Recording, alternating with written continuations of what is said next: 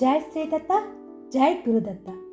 మొగిల్చెర్ల అవధూత శ్రీ దత్తాత్రేయ స్వామివారి చరిత్ర. శ్రీ స్వామివారి నిర్ణయం 52వ రోజు. శ్రీ స్వామివారు ఒక దృఢ నిర్ణయానికి వచ్చి శ్రీధర్రావు దంపతులని రమ్మనమని కబురు పంపించారు. అదే రోజు సాయంత్రం శ్రీధర్రావు ప్రభావతి గారు శ్రీ స్వామివారి వద్దకు వచ్చారు.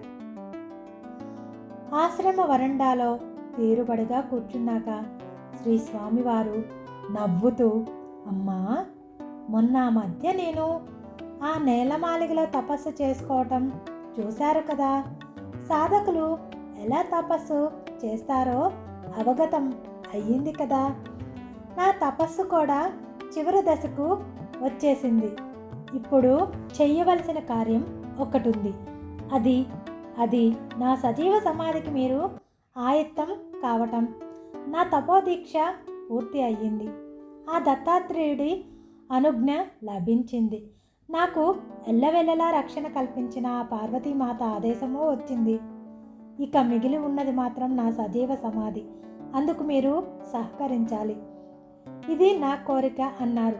శ్రీ స్వామి వారి మాటలు వింటున్న శ్రీధర్రావు ప్రభావతి గారు మాన్పడిపోయారు. వారిద్దరికీ శ్రీ స్వామివారు ఏం చెప్తున్నారో అర్థం కావటానికి కొంత సమయం పట్టింది. నాయనా, ఇదేమి కోరిక? మేము మా చేతులతో ఆ పని చెయ్యగలమా? అయినా ఇప్పుడు ఈ చిన్న వయసులో మీకు ప్రాణత్యాగం చేయాలనే తలంపు ఎందుకు కలిగింది అన్నారు ప్రభావతి గారు. ఆ వెంటనే శ్రీధర్రావు గారు తపస్సు పూర్తి చేసుకొని మరికొన్నాళ్ళు ఆధ్యాత్మిక చింతనలో కాలం గడపవచ్చు. ఎందరికో మహాదర్శనం చేయవచ్చు. మా బోటి వారికి ఒక అవధూతను సేవించుకునే భాగ్యం కలగటమే ఒక గొప్ప వరం. అటువంటిది మా చేతులతో మేము ఆ అవధూతను సజీవంగా సమాధి చేయటం అయ్యే పనేనా అన్నారు. శ్రీ స్వామివారు ప్రశాంతంగా చూస్తూ, నాకు దేవుడిచ్చిన సమయం పూర్తి కావచ్చింది. ఇక నేను ఎక్కువ కాలం జాగు చెయ్యకూడదు. సరే, దైవ నిర్ణయం ఎలా ఉంటే అలా జరుగుతుంది. మీరు మాత్రం సిద్ధంగా ఉండండి అన్నారు. ఆ దంపతులు ఆ క్షణంలో ఇక ఆ సంభాషణ పొడిగించదలుచుకోలేదు. ఇద్దరూ లేచి వెళ్ళి వస్తాం నాయనా అని చెప్పి తిరిగి బండిలో తమ ఇంటికి వచ్చేశారు. దారిలో ప్రభావతి గారు, ఇదేమిటి శ్రీవారు ఇలాంటి కోరిక వెళ్ళబుచ్చాడాయన, మనం ఎలా సహకరిస్తాము అన్నారు. ప్రభావతి, ఇక్కడ ఏర్పాట్లలో ఏదైనా లోపం జరిగిందేమో, లేదా తపస్సు సరిగా సాగటం లేదేమో. ఒకసారి వారి గురువు గారి వద్దకు వెళ్ళి వచ్చే విధంగా మనం ప్రయత్నం చేద్దాము. గురువు మాట వినకుండా ఉండరు కదా. ఇటువంటి సాధకులు అవధూతలు నేటి కాలానికి చాలా అవసరం.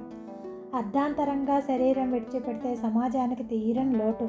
మన వంతు ప్రయత్నం మనం చేద్దాం అన్నారు.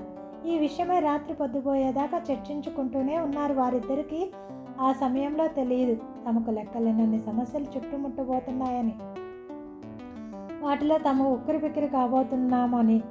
ఒక వారం గడిచిపోయింది. ఈ లోపల ప్రభావతి గారి చెల్లెలు కాపురంలో కలతలు వచ్చి మతి చెడి తన చిన్న కూతురు సంవత్సరం వయసున్న పాపతో సహా మొగిల్చెర్లకు వచ్చేసింది.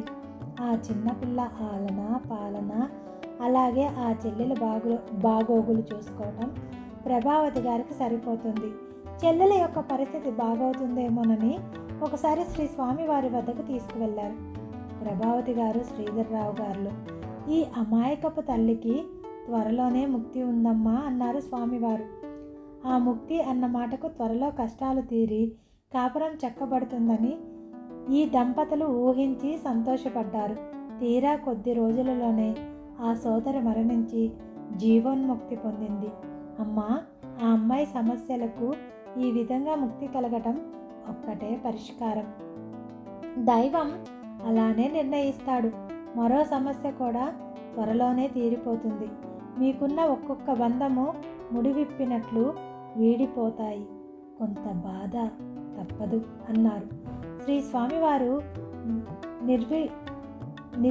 ఆకారంగా చూస్తూ అర్థమయ్యి అర్థం కానట్లుగా అనిపించి శ్రీ స్వామివారి వద్ద సెలవు తీసుకొని ఇంటికి వచ్చేశారు శ్రీధర్రావు ప్రభావతి గారు. జీవ సమాధి గురించిన వివరణ, అద్భుత సందేశం రేపటి నుంచి తెలుసుకుందాము. సర్వం శ్రీ దత్తాత్రేయ స్వామి కృపగా భావిద్దాము.